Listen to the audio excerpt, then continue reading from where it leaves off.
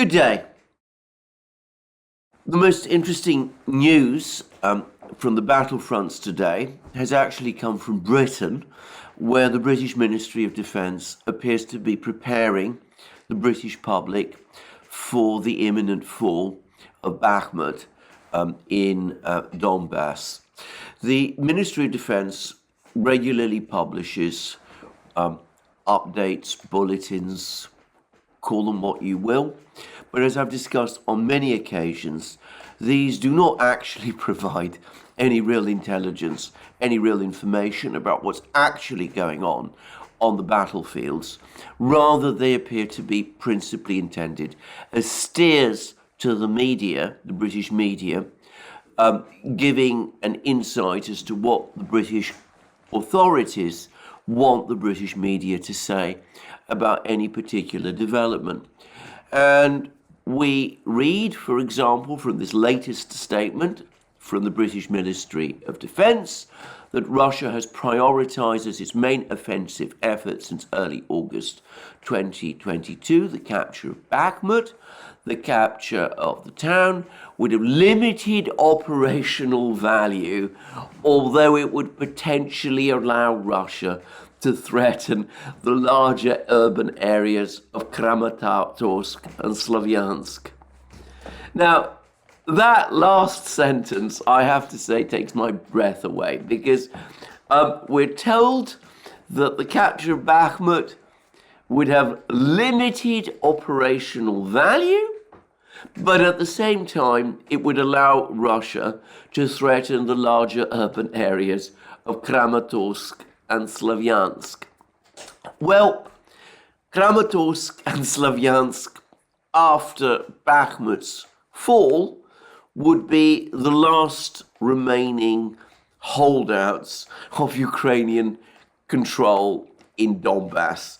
If Bakhmut falls, if the position of Ukrainian forces in Donetsk city crumbles, and that's looking increasingly likely as well, by the way, then all that is left of any real significance for Ukraine to hold on to in Donbass would be Kramatorsk and Slavyansk. These are the two, far and away, the two biggest places that the Ukrainians would still control in Donbass. And I've often heard reports that Kramatorsk is in fact the area, the place which would be most threatened by Russian forces if Bakhmut were to fall. And of course, and Kramatorsk is also apparently the place where the high command, the headquarters of the Ukrainian forces in Donbass is located. So the British Ministry of Defence is telling the British media, in effect, that that the fall of Bakhmut would be of little operational value to the Russians. In fact, they go on to say there is a realistic possibility that Bakhmut's capture has become primarily a symbolic political objective for Russia. That's what they say on the one hand, but on the other hand, they admit that the fall of Bakhmut would create threats to Ukrainian positions in Kramatorsk and Slavyansk. In other words, to the entire Ukrainian defense effort in Donbass. So you see, on the one hand, how the British Ministry of Defence appears to be trying to steer the British media. It's telling them that you mustn't emphasize the military importance of Bakhmut. This is only a symbolic victory for the Russians if it is achieved, whilst simultaneously conceding that in fact the fall of Bakhmut would be of very great operational significance indeed. But is Bakhmut really about to fall? I've been giving a whole series of string of videos over the last couple of days which rather suggest that. And a official of, I think, the Donetsk People's Republic has indeed predicted that Bakhmut is likely to fall at some point this month. And there are reasons to think that that is the case. First of all, we have had a rather strange disclosure about the actual conditions of the fighting in and around Bakhmut from, of all places, the Daily Express. This is a tabloid British newspaper, which, like all tabloid British newspapers, takes an absolutely militantly pro-Ukrainian line. It doesn't really ever admit to the fact that Ukraine is suffering from any problems, any military problems at all. But then we read this, or rather the readers in the Daily Express would have read this. Inside Bakhmut front line, littered with corpses and colossal losses. That's from the Daily Telegraph. And then we go on to read that the Ukrainian commander of the Svoboda Battalion, by the way, is one of the more ideological right-wing units of the Ukrainian military. Petro Kuzik, whose unit is one of those holding Bakhmut, said his soldiers are staying in trenches full of corpses, fighting in extremely cold conditions and in knee-deep water against Russian attacks. I apologize for speaking slowly now because I'm very cold. It's making me dizzy. I've now left the first line since I was called. I'm warming up in the car. I'm almost falling asleep because I haven't slept all this time. They charged yesterday quite seriously. They presumably are the Russians. They felt a weakness in our defense because I will not name the numbers of the units so as not to spoil their honor. There are units that are less motivated than ours. And yesterday they weakened our defense a little in the area just around Bakhmut. Some units could not withstand this artillery onslaught and retreated. I'm going to come back to the question of artillery in a moment, by the way. This is our principle. We, the Svoboda Battalion, do not retreat, and because of that, we found ourselves in a semi-surrounded situation, and we had a lot of work to do. He doesn't explain what that work is, whether they retreated as well. He says that they don't retreat. He doesn't explain how they dealt with this predicament. But then he goes on to say this. In addition, it is a swamp full of mud. It is very difficult to evacuate the wounded or to deliver the ammunition. The trenches are constantly deteriorating, and in this swamp they must be constantly rebuilt. He added, today is the first day without rain, but then and yesterday when it fell, all the water flowed into the trenches, and the shelling was such that it was impossible to get out of the trench, so the guys were constantly wet for a day or two. Plus, the temperature is like this. Many are confused, many with pneumonia, but we hold our ground and we defend. I see young guys standing with their teeth clenched. I would really like someone to write about their achievements because few people in the country know about it. So we see that the situation is actually very grim. And by the way, he goes on to say, Mr. Kuzik goes on to say that the area is littered with corpses, that Ukraine is suffering colossal losses, those are his words, that the Ukrainians have given up trying to collect the bodies of the dead. And one worries too about whether some of these people really were dead, whether they might have been injured, whether they might have been rescued, but it seems quite possible that that might not have been the case. So that suggests, and it's a Ukrainian take on things, that the situation in Donbass is extremely bad, that the situation in and around Bakhmut is extremely bad. And there's been another report. Now, this is from the other side. It actually seems to come from a Greek source. I say that it's published originally in a Greek magazine, but I've been provided with an English translation. Obviously, I can speak Greek myself, but this is an English translation provided by someone who sends me this information privately. Now, I should explain there are a lot of Greeks living in Ukraine, especially in eastern Ukraine. Mariupol was a center of the Greek community in Ukraine, as it happens. The Greek population of Ukraine was in general opposed to the Maidan events in Ukraine in February 2014. They were critical. Some of them, most of them, were, in my experience, actively hostile to the new Ukrainian government that was established in 2014. And there are quite a few of them involved in the Donbass conflict. And I suspect that they're pretty well informed about what's actually going on. And of course, they're passing on information to people in Greece, and that's how this information gets published there. Anyway, I'm going to read now from the an extract from this piece translated for me by someone else. I mean, my translations are not always to be relied upon, but this is what this person says, that the Russians have entered Vodyane. This is I gather, another town. This is in the Donetsk area. It's an important town for capturing Avdiivka, the main base of Ukrainian forces shelling Donetsk city.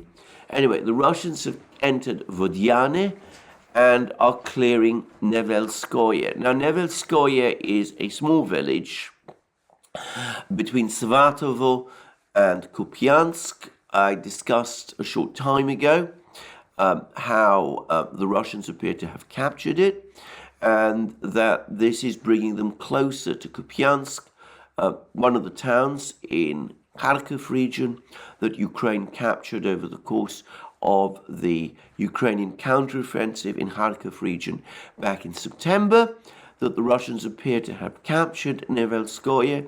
We then got reports a few days ago that the Ukrainians had launched a counterattack trying to recapture Nevelskoye. I read that counterattack had been repulsed, and it seems that the Russians are now consolidating their control of Nevelskoye. So this report talks about Russian advances in two completely different places. Vodyane in Donetsk region, near Donetsk city, close to Avdiivka, the main fortified position of the Ukrainians near Donetsk city, and Nevelskoye further north in Donetsk region, north of Bakhmut, between Svatovo and Kupiansk, threatening Ukrainian positions in Kupiansk. And the article goes on to say Kiev will have to decide very soon which areas it will surrender and which areas it will defend. The Ukrainian army has entered a state of emergency in the Donbass as Russian forces advance on several fronts. The Russians have entered Vodyane and are very close to clearing Nevelskoye as well, shielding the Donetsk perimeter. Under the brunt of the Russian advance, the Ukrainian military command is moving the 80th Brigade, the 81st Airborne Brigade, and the 95th Separate Airborne Brigade to Donbass. At the same time, the 65th Brigade and the 16th Battalion of the 58th Independent Motorized Brigade have left Zaporozhye and are being rushed to Bakhmut. All the indications are that the Ukrainian offensive towards Melitopol from Zaporozhye has been called off. Their primary purpose now is to strengthen the defense of Bakhmut, but to what end and at what cost? Well, I can't answer those latter questions, but that's this report from this Greek source, and I suspect, for what it's worth, it's a fairly accurate summation of the situation. And as I repeat from that other program I did a short time ago, it seems that there are something like 30,000 Ukrainian troops in and around Bakhmut who are now at very, very serious risk of encirclement. And on Wednesday, by the way, another Russian official reiterated that all the roads leading into Bakhmut are now well within range of Russian short-range artillery, the railways as well, and that in order to try to access Bakhmut, the Ukrainian forces have to move across fields in places, all of this in swampy ground, the kind of swampy ground that Mr. Kuzik was reporting to us from the commander of the Svoboda battalion, which is fighting in Bakhmut. And this is obviously making Ukrainian communications ever more difficult. So you're looking at a definitely deteriorating situation in Bakhmut. And as I said, the British Ministry of Defence has in effect confirmed Ukraine's crisis in Bakhmut and seems to be preparing everyone in Britain, providing steers to the British media how they are to cover this story when Bakhmut does indeed fall, which the Russians seem to think will happen at some point this month. Now, let me repeat again, fall of Bakhmut will mean the end of what is being gradually acknowledged even by parts of the Western media. I saw an article to that effect in Newsweek, for example. It will mean the final end of what has been the most bitterly fought battle of this whole war. I suspect more people have died trying to defend Bakhmut on the Ukrainian side than in any other single battle that has been fought over the course of this war up to now.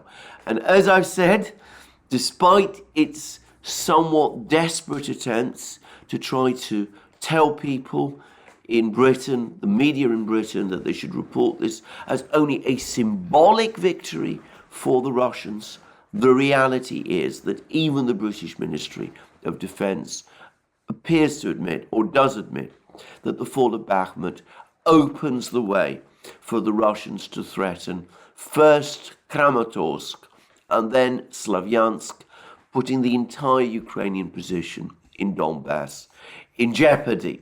So that's the information we have been getting about the situation on the battlefields. Now, over the last couple of days, I've been talking about the massive Russian missile strike that is being prepared. We've seen satellite photos about this. We've been hearing lots about this from the Ukrainians. They were predicting that it was going to happen this past week. It hasn't so far happened.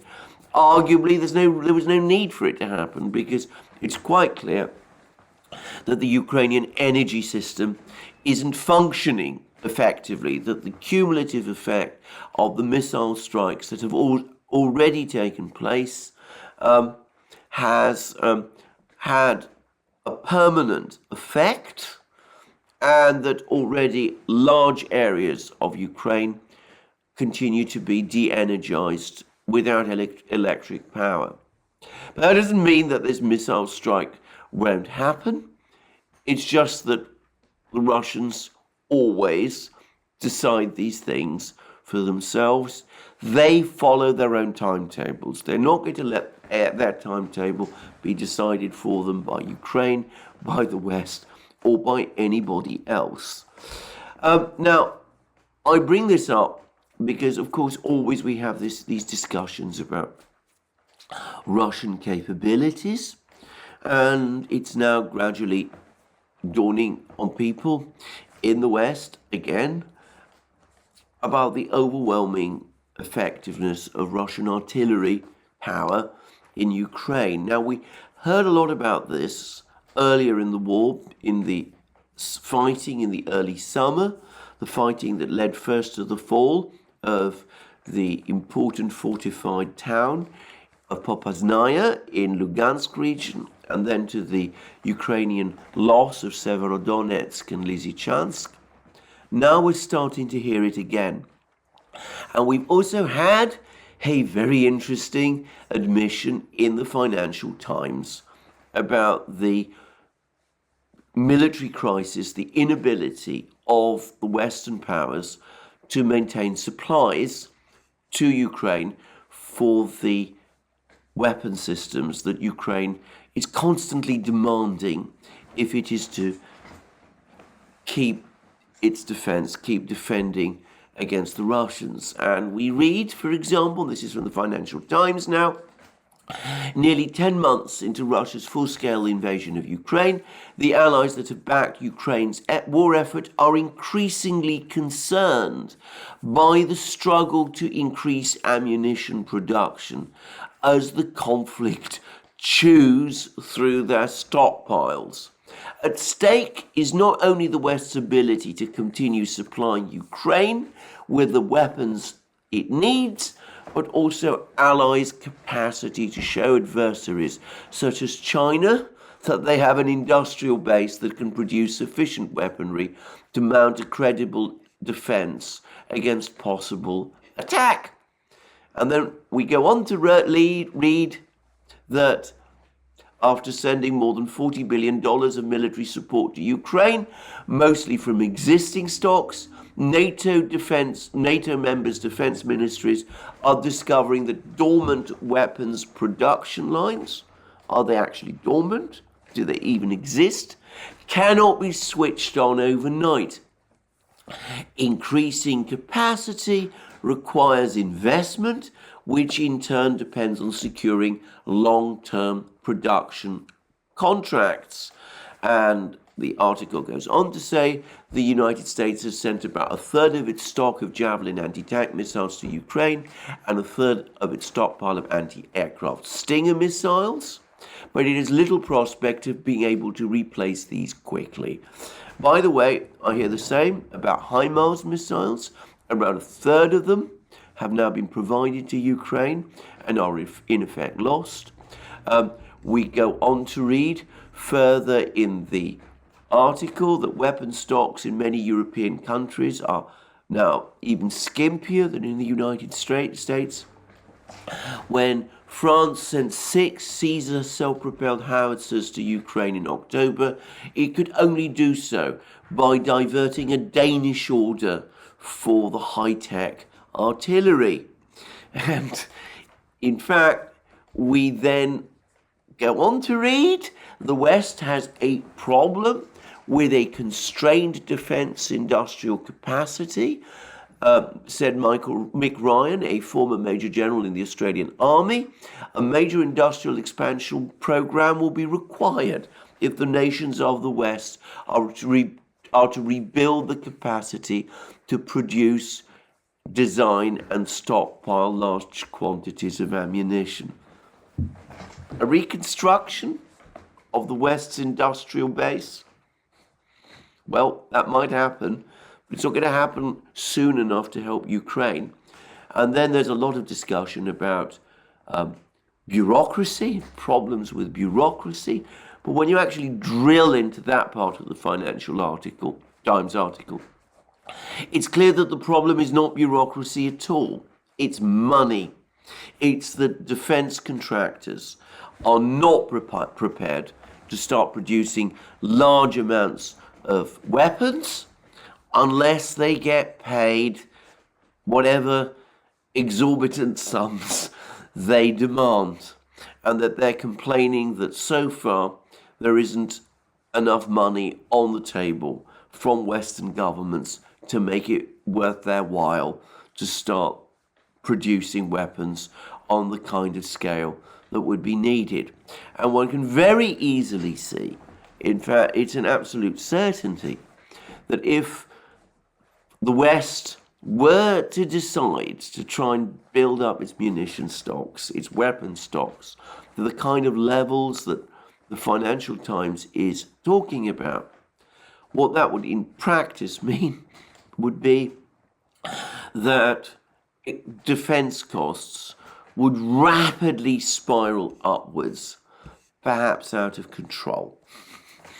Now, I'm going to just turn now to the topic of artillery, because it's been clear right from the outset of this war that the Russians massively outnumber Ukraine in terms of artillery, and it's also been clear that the Western powers have no ability to match the volumes of artillery that the Russians possess, both in terms of guns and in terms of ammunition.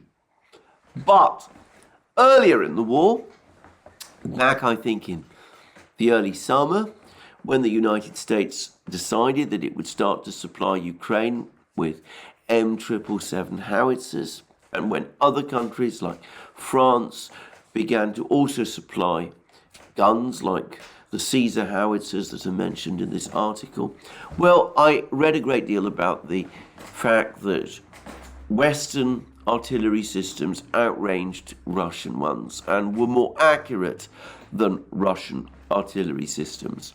And I remember being a little skeptical about those claims, but by and large, I wasn't going to challenge them because, as I've said many times, this really isn't my area of expertise. Well, there's been a whole string of articles about all of this from the Russian media, and it's now clear, at least to me, that if we're talking about the later varieties of 152 millimeter artillery that the Russians possess, like the Star self-propelled gun, well, that is, in essence, it has the same kind of range as Western artillery, 155 millimeter artillery does. But perhaps more interestingly and more importantly, it turns out that the Matka, another self-propelled artillery gun, of which the Russians appear to possess large quantities, which is 203 millimeter self-propelled gun, well, that actually outranges the M777, so that it has a maximum range with powered shells of 47 kilometers as opposed to the 40 kilometers that the M777 can apparently manage. So it looks as if this whole argument that Western artillery outranges Russian artillery is untrue. It depends on the type of gun, and it seems that the Russians have at least as many long-range artillery pieces as Ukraine has been provided by the West. And I suspect part of it is connected with these Excalibur long-range, precision-guided, GPS-guided shells, which are basically all the shells that the United States is now supplying to Ukraine.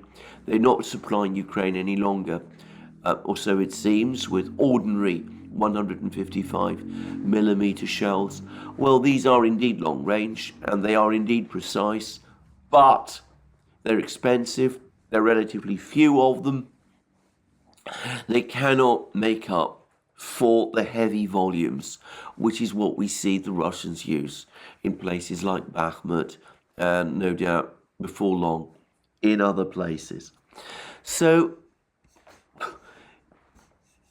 the other interesting thing about that Financial Times article, if I can return to it, is that there is no obvious solution to the West's problems. We have, of course, the ritualistic article. Western officials say supplying Ukraine has not jeopardized their own country's military readiness, while Russian military shortages are far worse. Well, that's a claim that's been made. Events have never borne it out. And then it goes on to say Moscow is having to source weapons such as artillery shells and drones from North Korea and Iran. Well, Russia has indeed bought some drones from Iran, but there's no evidence ever been provided that it has actually sourced artillery shells from North Korea. And in fact, both the North Koreans and the Russians have strongly denied that that is the case. And then, of course, we read there is a near consensus across NATO. Near consensus, by the way, means that there is no consensus among NATO, especially its European members, on the need to bulk up their militaries and defence industries. But companies can only proceed once they have more contractual certainty. Contracts matter, money matters, said the Pentagon's LaPlante. This is a Pentagon official.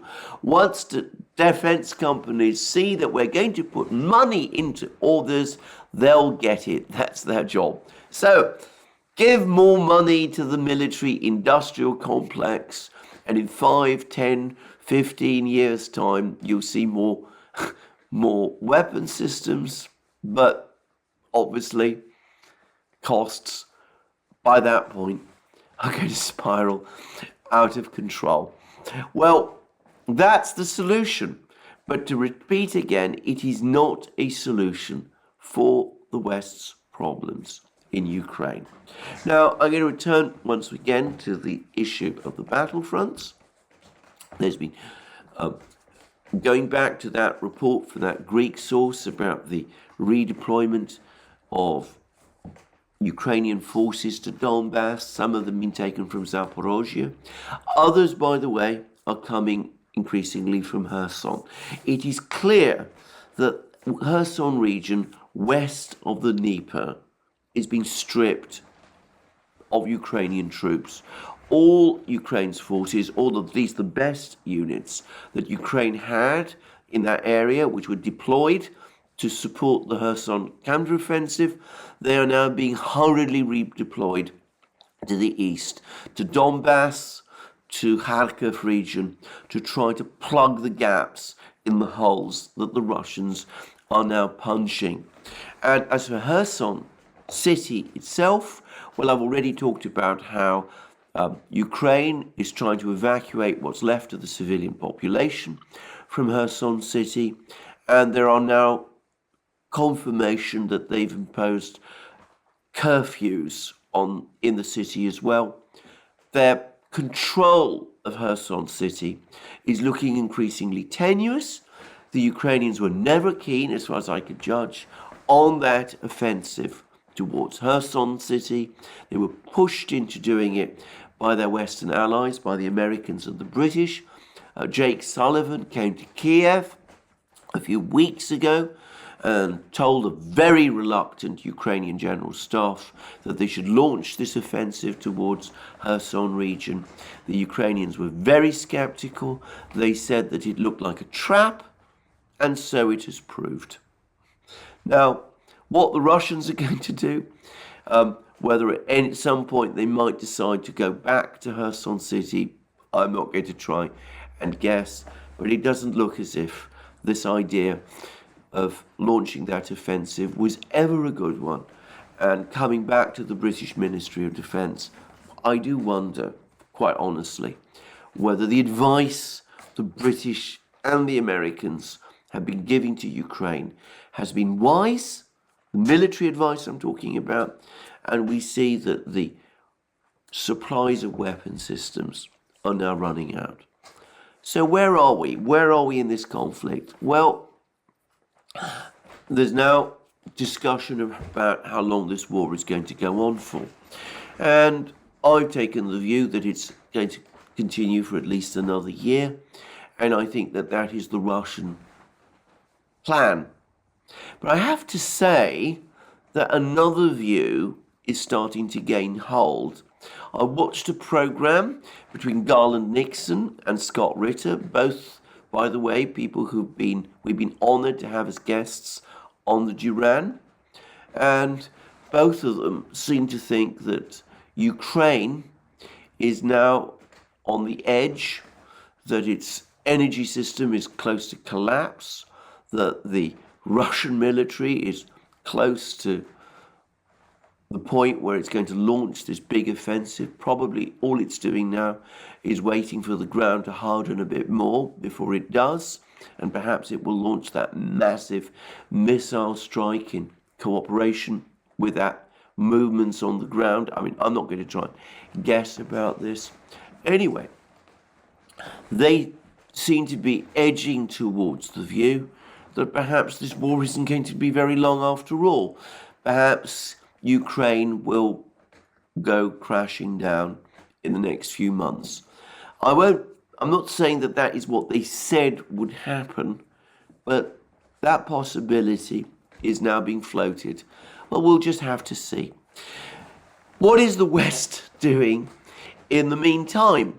Well, after painstaking negotiations, the European Union and the G7 have now imposed a $60 cap on Russian oil traded outside the United States and Europe. In other words, third parties who want to buy Russian oil are supposed to pay less than $60 for it, or up to $60 for it, if they're going to be able to obtain Western or specifically European services like insurance, legal things, and all of that. Everybody knows that this is unenforceable, that countries like China, India, Turkey, the rest will simply buy Russian oil at whatever price they can negotiate with the Russians. Moreover, we now have reports, again from the Financial Times, that the Russians have been quietly buying oil tankers, and they now have a fleet of around 100 oil tankers, all of which can be used to supply this oil, or at least most of it, to their customers. And of course, countries like India and China have their own fleets. They can also buy and transport oil on their own ships. And everybody also knows that much of this oil will end up in Europe, but not at a discount, but at a premium, and that this oil will simply be mixed with other oil, and that's apparently perfectly legal. And if that happens, then it can be sold or resold to Europe, to the United States, without any legal problem. In other words, the Europeans and the G7, the Americans, the Australians, they've come up with an incredibly complicated, enormously elaborate mechanism which everybody understands and accepts isn't going to succeed, but which is going to provide certain middlemen with massive opportunities for huge profits. The other bizarre thing is that because the Russians are having to sell their oil at a discount to their various customers, it seems that the $60 price, $60 a barrel price for the oil which the G7 has set is about the price, the level of the price that the Russians are actually selling their oil at. So it doesn't actually, it wouldn't, even if it were enforced, which it won't be, it wouldn't actually affect Russian income to any significant degree. And the G7 has also said that this is obviously a variable cap, and the cap that will be applied in future will be 5% below whatever the market price of oil is, with the cap being reviewed regularly at 2 monthly intervals. So if the price of oil rises to $150, well, the price that the Russians would be able to sell the oil, if the cap were ever enforced, would be 5% below $150 a barrel.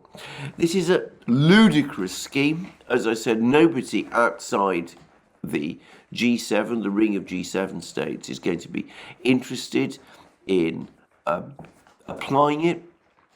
This discount that the Russians are currently giving for the oil that they're selling to countries like India, China, and all the rest, that will gradually erode away. The Russians had to do that over the course of 2022 in order to secure a customer base in all of these countries, India, China, Turkey, all the rest. Once trading relations are established, once these countries become accustomed to sourcing their oil from Russia, you can be confident it inevitably happens that discounts start to evaporate away and prices are decided on pure supply and demand issues. Now, what makes this even more weird is that there's some economists who are apparently saying that Russia could, in theory, respond to this oil price cap by cutting oil production by 3 million barrels a day. And that would push up the price of oil to a dramatic extent without affecting significantly either Russia's revenues, because the oil price would rise, and without actually doing any damage, significant damage, to Russian production facilities. In other words, the Russians have it in their power to push up the oil price much higher than it is at this point, and they could do that in response, in theory, in response to this particular step that the G7 are taking. I don't think they're going to do that for one very simple reason, which is that from a Russian point of view, raising the oil price in that kind of way is going to lose them friends where it really matters, in China, India, Turkey, the global south, and all the rest. And since they can brush off this oil price cap, why would they bother? So I don't think they're going to do that, but it does actually, again, illustrate the underlying truth that the Russians are in a position to blow this oil price cap out of the water without this causing any real significant harm to them. Well, there we go. We are out of weapons that we can supply to Ukraine. We're going to have to, in the West, come up with all sorts of ideas about how to increase production of weapons. That's not really to help Ukraine. That's for the long-term future. The costs threaten to spiral out of control, and we've come up with an oil price cap idea that everybody quietly understands is unworkable and counterproductive, and will simply mean that the price of oil in Europe is going to be higher than it is everywhere else. Now, that perhaps explains what we've been talking about in previous programs, these overtures to the Russians. We now learn, as I said, that Naryshkin and Burns, the Russian and American intelligence chiefs, in their meeting in Ankara, did indeed discuss the Ukrainian conflict. We've seen Biden coming up and saying that he's prepared to talk to Putin about ways of ending the Ukraine war, that Macron apparently wants to do the same. There's even an extraordinary story floating around that when Olaf Scholz, the German Chancellor, telephoned Putin, he came up with an incredibly elaborate plan to end the conflict. This is that the Russians agree that the Moldovan government take control of Transnistria. This is an autonomous Russian-speaking region within Moldova, part of Novorossiya, by the way, the original Tsarist province of Novorossiya. In return, Ukraine recognize Crimea as part of Russia, grant Russia control of a land bridge to Crimea. I'm not entirely sure whether that means that Kherson region and Zaporozhye would be actually ceded to Russia by Ukraine. I doubt it, actually. I think the idea is that there'd be some kind of elaborate mechanism whereby the Russians would be allowed to transport goods and people to Crimea across this land bridge from Donbass. Donbass presumably granted also some kind of enormous autonomy. All of these things, an enormously complicated, very elaborate plan, and with all the sanctions apparently being lifted, and of course with things supposedly going back to the way they were before the war, which is something that Scholz has publicly said.